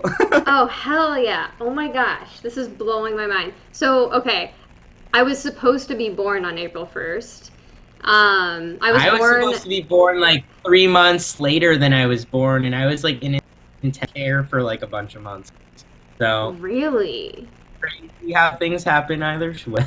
I said Irish way because you wrote Irish accent. Captain. Oh my gosh. Well, that's super cool. We Everything just technically kind have of the same clicked. birthday. Yeah, Yeah. I was born at like 12:04 a.m. on the 2nd, so like Oh barely. wow. I But was I'm really born into at astrology. 7:47 a.m. and I can't ever forget it because it's a Boeing 747, and I'll just never forget it. Now we're gonna look up your chart. Just kidding, I won't. But I You wouldn't am. be the first person to do this. I literally, people read my chart and I'm like, please. Please stop. Someone did this to me the other day, like everything from like Really? my sun rising to whatever, and I'm like, do I need to know all this information? But continue. You're like, but also I want to know. Tell me how successful I'm going to be. Wow. I mean, Okay. interesting. The book that I just reading, and I've read it a lot with these business things, is like when your goal is to be more successful and richer, you're always going to be sad. Like straight up, it's like this engorging thing of you will be sad. But if your goal is to better yourself and the people around you, and that is your manifesto or your whatever, your mission statement, and you're doing a good job, that's just going to bring you what you want anyway. So like that Yeah. is my 2 cents, is like, yes, I want to be successful and wealthy, but that's like a bonus to all the other stuff, you know? Totally. I totally agree.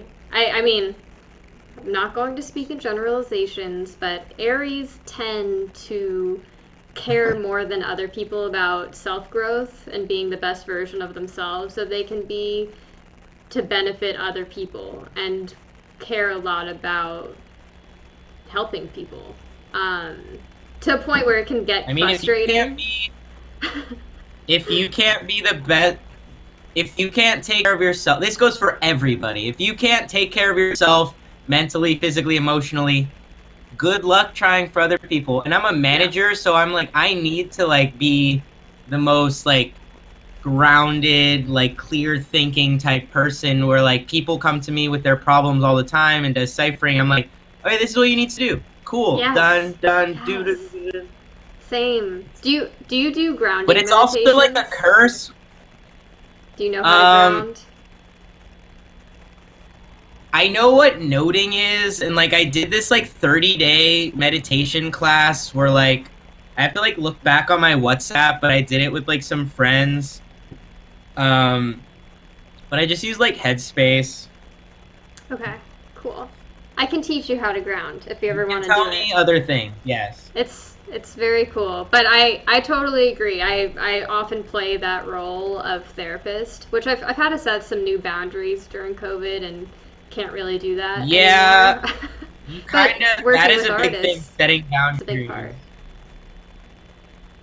And I mean, I'm proud that while I started therapy in like March, when I just had my first session this year, my therapist and I were talking, and I went from like 2 to 3 days, like, um, well, I was doing like, yeah, like 2 to 3 times a month, and then slowly went to two, and then one, and then December I had one, and then I'm like, okay, I'll talk to you next year. And then we kind of just like chatted, and they were just like, well, how is your vacation? Like, where's your mindset at? And like, whatever. And they're like, I don't think you need a therapist anymore to be honest. And I'm like, that is really They nice to said that? hear. They're like, you faced all of your traumas and things you're dealing. You have a really good uh way that you're looking at things. And I'm like, Wow. I thank you. And I'm like, he's like, you can still, oh, skirts in here, Matt's dude. here. What up? We're gonna start over now. No, I'm kidding. We're not doing that. But yeah, like I don't know, like I think the time too when you started to learn that like certain things when they happen for you as like lessons, even like when I started working with certain artists and it didn't work out, or like, 2 plus 2 or whatever things, like if you learn a lesson out of any of those and what you want and what you deserve, and I tweeted this the other day, like you be like, I don't know if it's like merciless, but like really just like uncompromising of like what you want to get out of life and how you want to treat yourself and treat other people, and I very abide by that when I deal with anybody, like, for that matter. But you have to be careful of your energy, because you can't just give it to everyone, of course. Like, so yeah. I have experienced the same thing. My therapist has not told me I'm done with therapy. That's pretty cool. You're probably the only person I've ever met who's had that conversation. He said to come back if I need it, and I'm like, I'll let you know. That's amazing. Wow.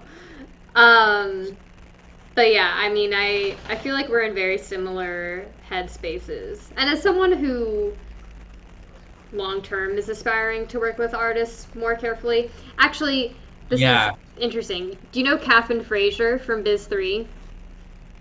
Yeah, I know Catherine. So, years ago, when I was at Nat Geo, an article came out about how she's like the artist therapist because she is so grounded and has helped all of these, major artists work through being a celebrity. And in a way, she kind of started my spiritual awakening because she posted about reading the book The Four Agreements on Instagram. And I was like, oh, interesting, because I take everything she says really seriously. And I was at the airport and I saw the book, at the airport bookstore. So it just appeared. You're like, this is a sign, so you had to get it. Catherine Frazier posted about this. Like, it's a quick airplane read. What is it Why called? not? The Four Agreements? The Four Agreements. I'm going to add that to my Goodreads list. I have a lot of recommendations if you want to have a hardcore spiritual I'm awakening. down for a separate call. Yeah. Wait, what is it called? Four Agreements? The Four Agreements. This was the first book. By Miguel Ruiz? Yep. Don Miguel Ruiz. And by the time I got to Chicago, I had cried all over myself. And then, oh my god, and I wrote all these notes in the back of the book about my life. Like, I wrote a timeline of all my accomplishments and everything I had done. And then I left the book on the plane. That's so scary. I mean, I wouldn't say it's scary, but I have 12 friends that have reviewed and read this book on my Goodreads. Like, okay, I probably should get It's an amazing book. Highly recommend. Okay, but anyways, last question. Sorry, we're getting too deep. It's all good. I like to end the show with some hot takes. Yes. About whatever you want. Like, it can be commentary on what's happening on Instagram, what's trending, something on Twitter, music, whatever. COVID related, I don't care. Just, like, what do you have a hot take on at the moment? I wouldn't say...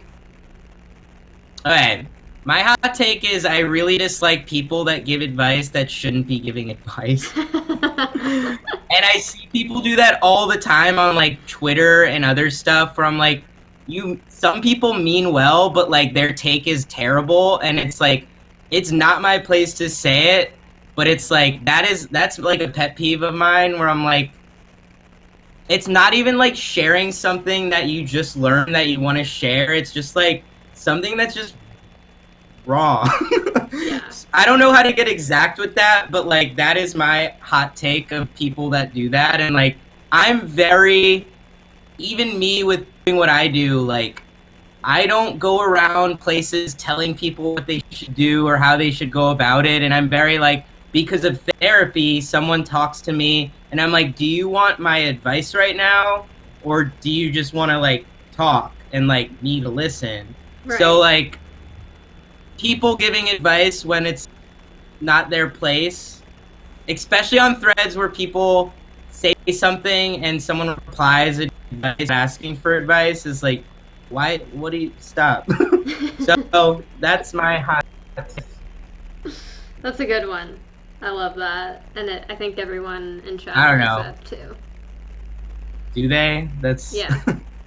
Colin Ace and here, this isn't even a hot take. It's more like a thing I've learned, but it could be a hot take where like people think there's also like a cookie cutter way of how to make it in the music industry or whatever, but not true at all. Like obviously, like if Matt's still in here, like like just watching what he's done, you done, if you're still in it, Matt, of like what you've done with Twitch, and just like you just don't even, you're just doing your thing, bro. You're just like trailblazing what you're doing, and people respect that.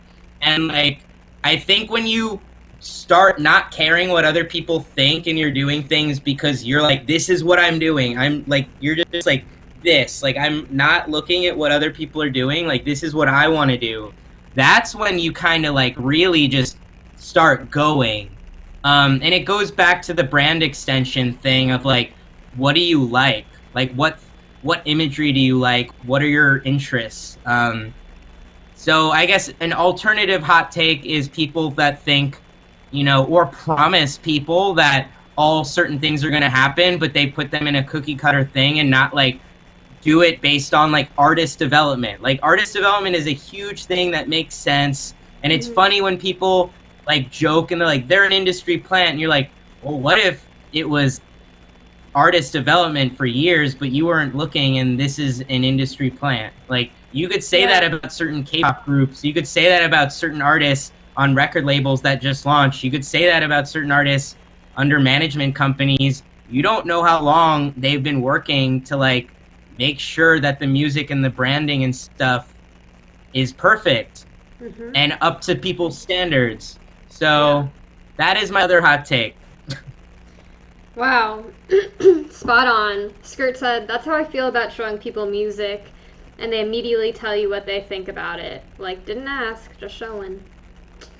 Yeah, and that's like when, you know, Matt, when like AO shows me something, Beats, who he works with a lot, or like Manila or any of my artists, they show me something and they're like, I don't give, you know, feedback unless they want feedback. And I'm not a feedback person. I'm like a marketing person, or like I'm just like, oh shit, that would be fire to send to like this artist or whatever. Because anytime they do send me certain things, like they want to hear things like that, or like they want like a certain top liner or a singer on a song, or like I get very excited. I'm like, oh, that'd be sick if we got this singer to be on this.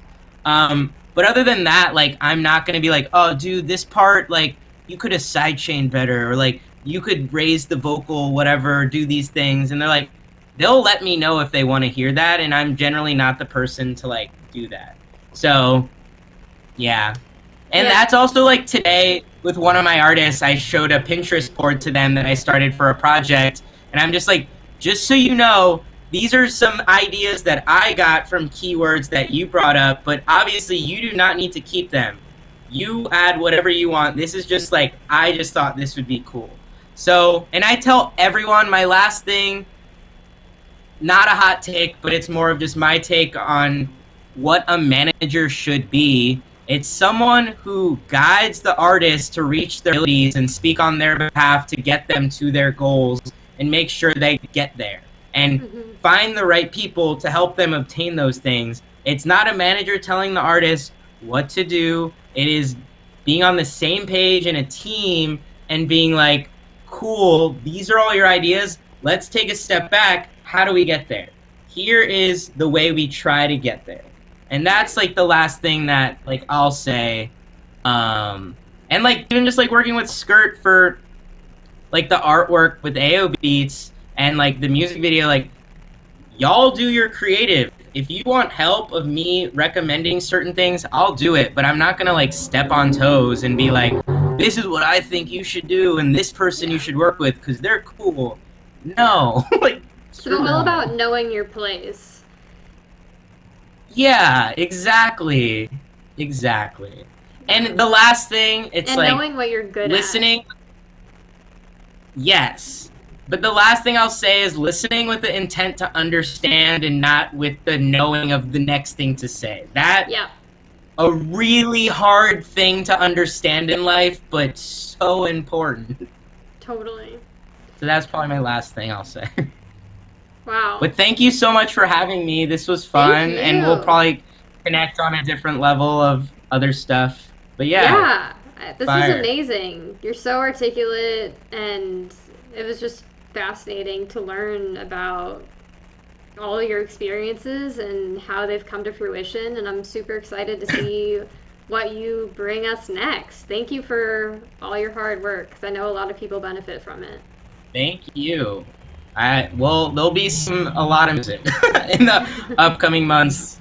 We have a release this week with this guy Juku, where he's sick. He does like a Cinema 4D world, Ooh, and my every favorite. song we're gonna put a different Cinema 4D world, and then we're gonna do. I'm probably saying too much, but we're gonna do something cool, linking a lot of these Cinema 4D things into potentially, hypothetically speaking, an immersive experience. But Oh who my knows? Who's to gosh. say? Wow, Um, amazing. I want a Brett Blackman to Team Rolls understand each collab other, too. Paul Turnier. I'm gonna look this up. I'm gonna look that up too. Thank you everyone I so think the much for watching.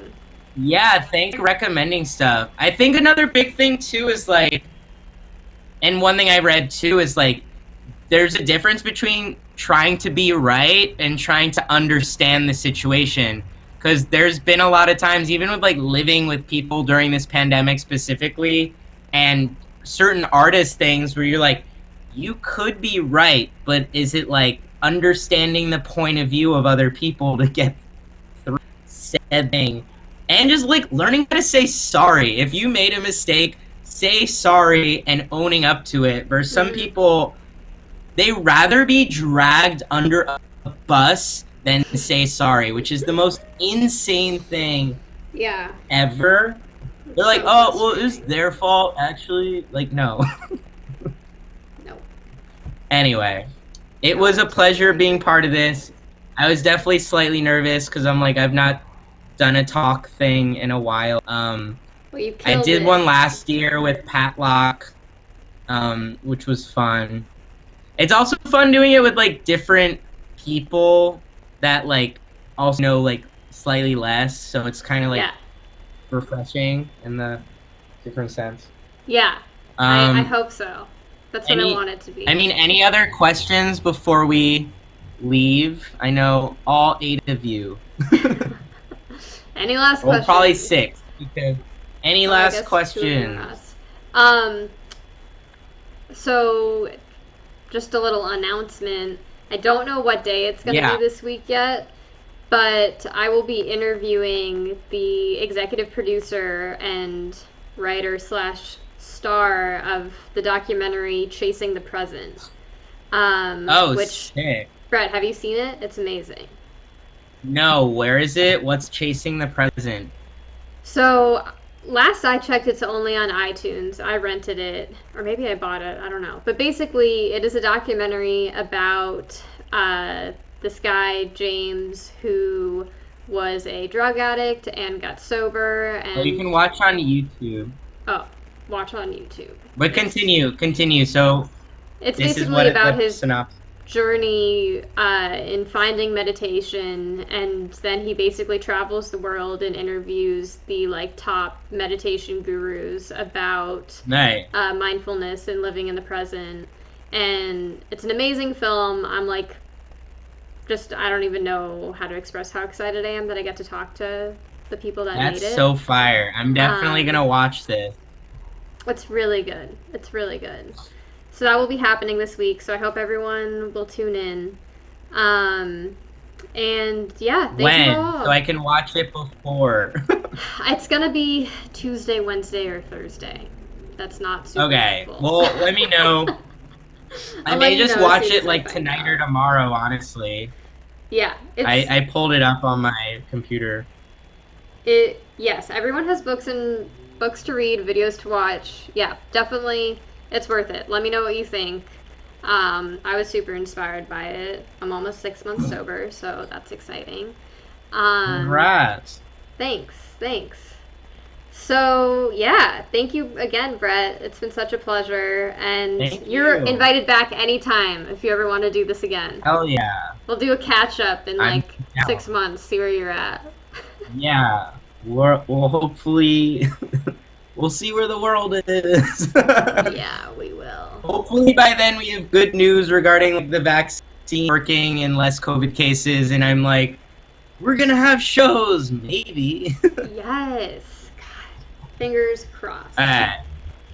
All We'll talk right. to you later. Thanks so much for having me.